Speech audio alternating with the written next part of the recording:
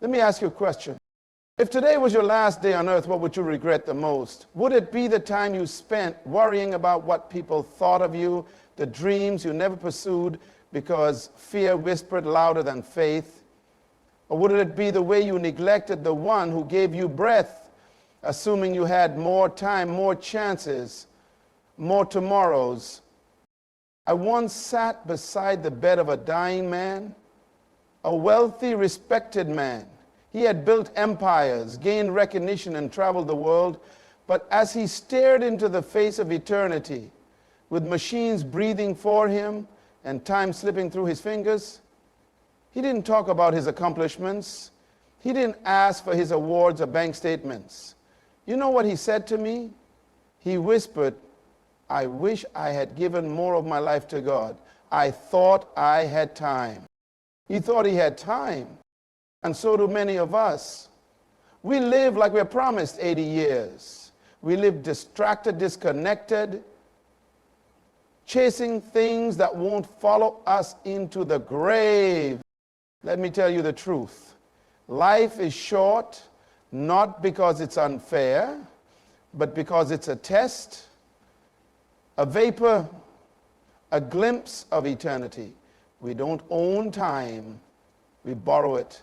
And every second you waste not living for your Creator is a second you can never reclaim. God doesn't count your days by calendars, He counts them by purpose. You weren't born to just exist. You were sent from eternity into time to fulfill a divine assignment. You are not an accident. You are not a product of your parents.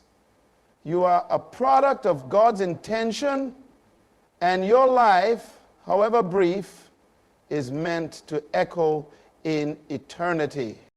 So what are you doing with your breath?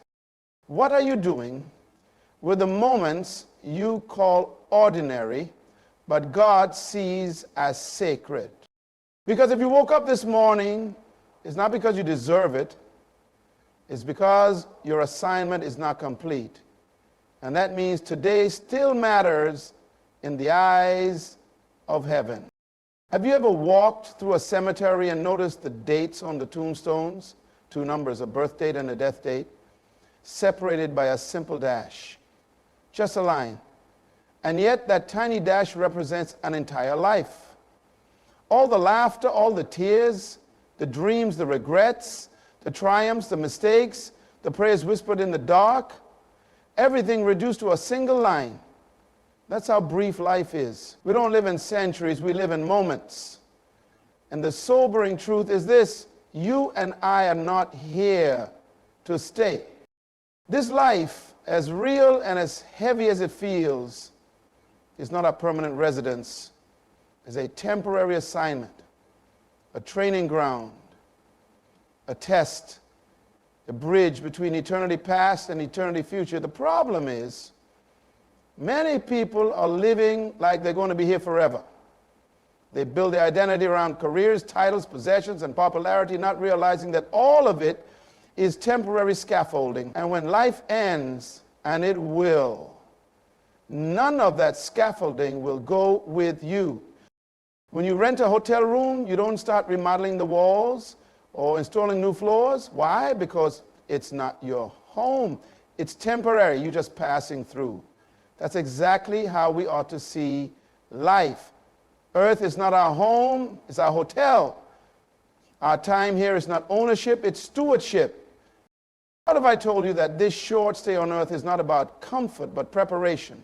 Preparation for what? For the real life, the eternal one.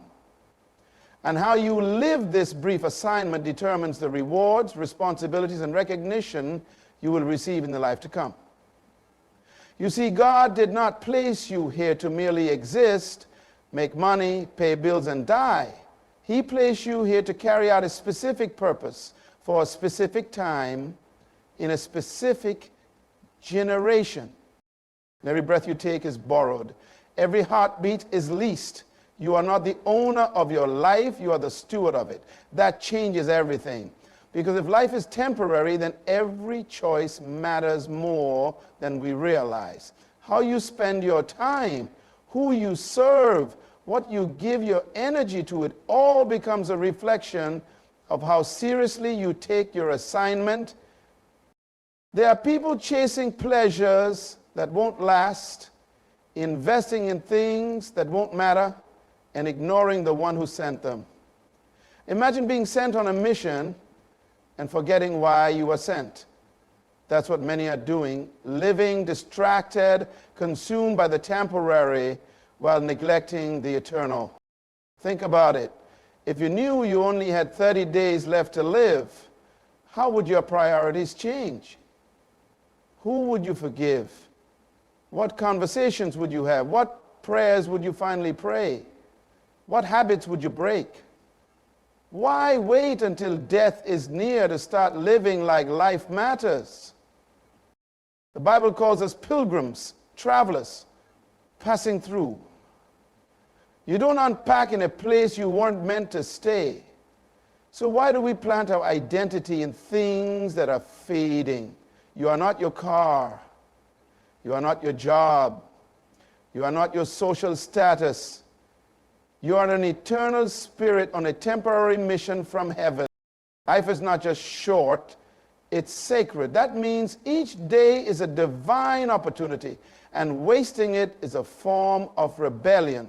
The sooner you accept that life is a temporary assignment, the sooner you stop living casually and start living purposefully, because at the end, when you stand before the one who sent you, the only thing that will matter is whether you completed the assignment you were given. There's something sobering about watching the clock. The steady tick, tick, tick that never stops, never slows down, never pauses for anyone. Time doesn't ask your permission. It doesn't wait until you're ready. It doesn't care if you're tired, distracted, or afraid. It just moves forward, unstoppable, irreplaceable, and repeatable. And here's the truth. Every second that passes is a piece of your life you'll never get back. Time is not just a measurement of your day, it is a measure of your purpose. Time is not money. It's more valuable than money. You can get more money, but you cannot get more time. Once it's spent, it's gone forever. That's why time is one of God's most sacred gifts, because it's the currency of your assignment. And how you spend it reveals what you value. Have you ever wondered why God didn't let you be born in another century? Why not 1600? Why not 2080? Because he assigned you to this time. That means your time is not random, it's divine. You were sent here to solve a problem on earth during your generation. You were born for this moment in history. And your time is tied to your purpose like a seed is tied to its soil. But here's the danger. Most people waste the very thing they've been gifted to fulfill their assignment. They live as if time is infinite, as if they'll always have tomorrow to pray, to forgive, to begin, to obey. But tomorrow is never guaranteed. Every second God gives you is not for drifting, it's for building, for growing, for serving, for becoming who he designed you to be. Let me ask you something. How many hours have you already given to things that will mean nothing in eternity? How many days have you lost to fear, procrastination, bitterness, or busyness? Time is not your possession, it's a loan. And one day, the giver will ask what you did with it.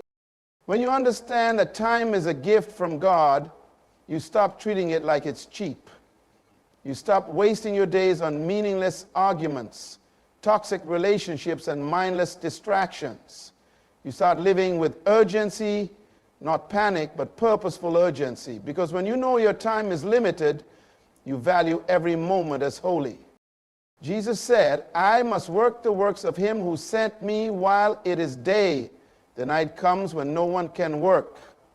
That's not just a verse, it's a blueprint. You've been sent, and there is a window. That window is called time. Use it well. Some people are waiting for the right time to start living for God, to start walking in purpose, to start making changes. But here's the truth. Time doesn't wait for readiness. Purpose doesn't wait for convenience. The right time is now. Because every moment you waste is a moment your purpose stays locked inside you. Your time was given to you for one reason: to fulfill your purpose on earth. And that means how you use it is a reflection of who you are serving. Are you spending it for yourself or investing it for God? Are you chasing comfort or building the kingdom? You don't have time to waste. You don't have time to stay stuck. You don't have time to keep putting off what God already told you to do. Because with every tick of the clock, eternity draws closer. And when your time is up, the only question that will matter is, did you spend it fulfilling the purpose for which you were sent? There's something hollow about success without meaning. Something painful about waking up every day, going through the motions, smiling in public, but feeling lost in private. People dress it up with luxury, cover it with achievement, hide it behind applause. But deep down, they know something is missing. They've built a life, but they can't feel it. They're breathing, but they're not living. Do you know why? Because living without God is existing without meaning. You can fill your schedule, travel the world, earn degrees, sign deals, gain followers. But if God is not at the center of your life, you're just decorating a shell. That's why so many successful people are still empty. They have everything except the one thing they were created for: relationship with the one who gave them life. You were not made to function apart from your source. A phone without a charger dies. A tree disconnected from its roots withers. A light bulb without a power source can't shine. Not because it's broken, but because it's disconnected. The same is true for you. You weren't created to simply exist, to survive one day to the next. You were created to thrive in God's presence, to walk in communion with Him, to know Him, reflect Him, and serve Him. Without God, you may have motion, but you lack direction. You may have success, but not significance. You may be busy, but not fulfilled. Because purpose is not discovered in the mirror, it's discovered in your Maker. You don't define your meaning, you were given it before you were born. And yet we live in a generation trying to manufacture identity, chasing worth through careers, relationships, image, and validation. People are constantly searching for peace, for clarity, for something that makes life make sense. But you can't find eternal answers in temporary things. It's like drinking salt water hoping it will quench your thirst. The more you consume, the thirstier you become. The tragedy is not that people fail. The real tragedy is when people succeed at things that don't matter. Things that have no eternal weight, no kingdom value. Jesus asked, what does it profit a man to gain the whole world and lose his soul? That's not just a verse, it's a warning. Because a life without God is a life disconnected from its original design. I've seen people come to the end of their lives with full hands and empty hearts. They have all the trophies, all the applause, all the status, but no peace. And when it's all said and done, they realize they were chasing shadows. That's what life becomes when God is not in the center, a shadow. You touch it, but you can't hold it. You see it, but you can't feel it. The irony is that God is not hiding, He's not distant, He's been reaching, calling, pulling through the pain, through the silence, through the longing you feel late at night when the world goes quiet and your soul starts asking questions. That's Him. Because He didn't just create you to live, He created you to live with Him, for Him, and through Him. The most dangerous place to be is successful without God. Because you'll think you've arrived when in reality you're still lost. True meaning doesn't come from doing more. It comes from aligning your life with your Creator. Because only when you return to the one who made you will everything else begin to make sense. There's something sacred about a new day. You wake up, the sun rises, your lungs fill with breath, and just like that, you've been given another chance. Not because you earned it, not because you deserved it, but because God in His mercy decided your assignment is not over yet. That's why every day you open your eyes, it's not just a routine, it's a divine opportunity, a gift wrapped in seconds and minutes, waiting to be spent with purpose. But here's the tragedy. So many people treat their days like they're disposable. They live like they've been promised 1,000 tomorrows. They waste time scrolling, complaining, procrastinating, hiding behind fear, waiting for life to begin.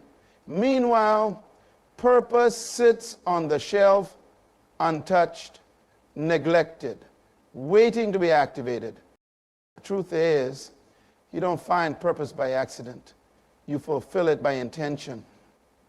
Every day you live is a chance to move closer to what God created you to do.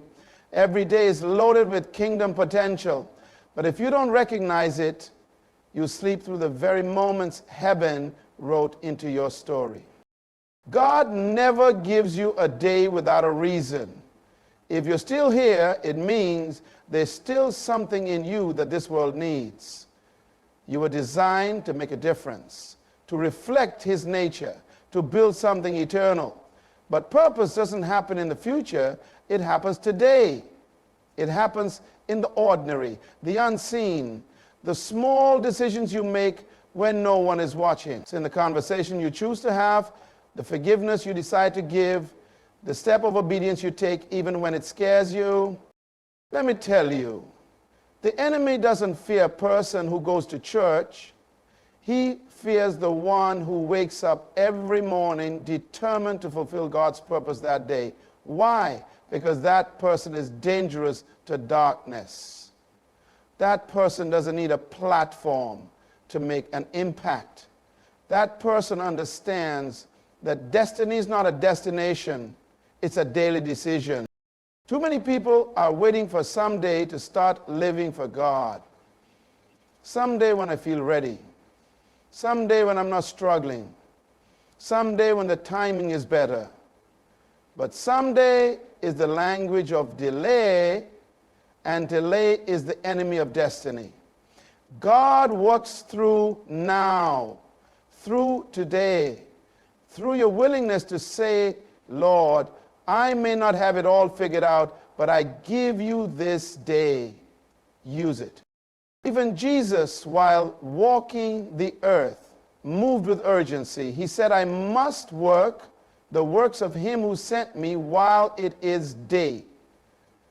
He wasn't just speaking about daylight, he was talking about opportunity. Because once it's gone, you don't get it back. What if today was the day everything shifted? Not because your circumstances changed, but because your mindset did. What if you treated every conversation as a seed, every decision as a step, every moment as a doorway into purpose? The difference between people who fulfill their calling and those who don't is not talent, it's focus. They wake up with intention. They don't just count their days, they make their days count. This is your life. This is your time. Not yesterday, not tomorrow, today. You don't have to wait for a sign or a miracle or a perfect situation. You are standing in the middle of the opportunity you've been praying for. It's called now.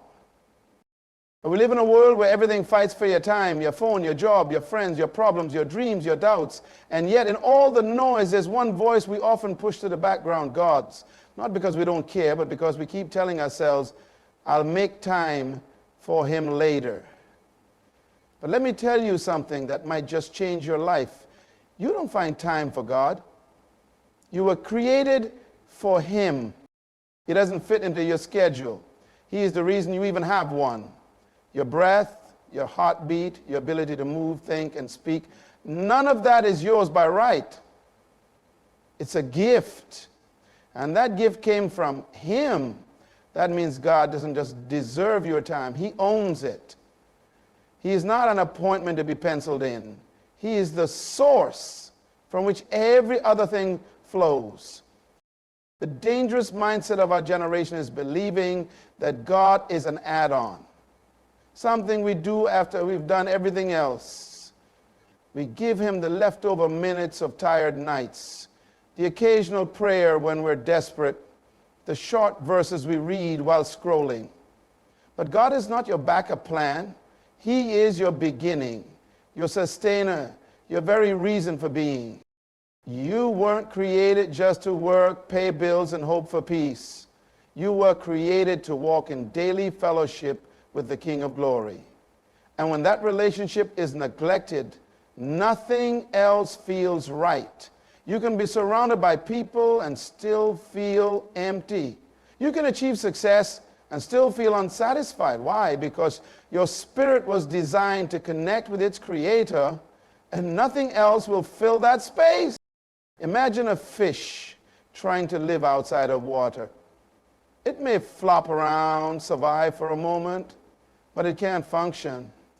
That's exactly how life feels when we try to live outside of God's presence. You may move, you may work, you may even build things, but your soul will always be gasping for breath, because only in him do we live and move and have our being. And let me tell you something. God doesn't need more of your time. He wants more of you. He wants to walk with you in the morning, speak to you during your day, lead you through every decision. He doesn't want to visit on Sundays. He wants residence in your heart. And the moment you shift your mindset from I'll try to make time for God to my life revolves around him, everything begins to align. Purpose becomes clearer, peace becomes deeper, discernment becomes sharper. Why? Because now your life is being guided by the one who wrote the blueprint for it. When you put God first, you're not just obeying, you're aligning with design. You're saying, I understand that I wasn't made to live life on my own. I was made to be led. That's where true freedom comes from. Not in independence from God, but in dependence on him. You were never meant to carry the weight of life alone. You were never created to wake up, rush through your day, and try to survive on your own strength. That's not living, that's surviving. And God didn't send you to earth to survive. He sent you to fulfill. And that can only happen when the one who sent you is at the center of everything you do. So now you know life is short, but it's sacred. Time is limited, but it's loaded with purpose. Without God, you're just existing, but with him, you become unstoppable. Every single day isn't just a routine to survive. It's a divine opportunity to fulfill your assignment. You weren't placed here by accident. You were sent by God himself, chosen for this moment, in this generation for his glory. Stop waiting for permission to live fully. Stop delaying obedience. Stop wasting time on things that don't matter. Your breath is proof that heaven still has plans for you. And if God woke you up today, he still wants to use you. Not someday, but now. You have everything you need to begin. The potential is already inside you. The only question is, will you rise? So go, live boldly, walk with purpose, speak with authority, love fiercely, forgive quickly, worship deeply, and above all else, live every day for God. Because there is no greater success than completing the assignment he gave you. You're not here to merely survive time. You were born to transform it. Make your days count. Make your life echo. Make heaven proud. Good luck on your journey. Heaven is backing you. And thank you for choosing to live on purpose.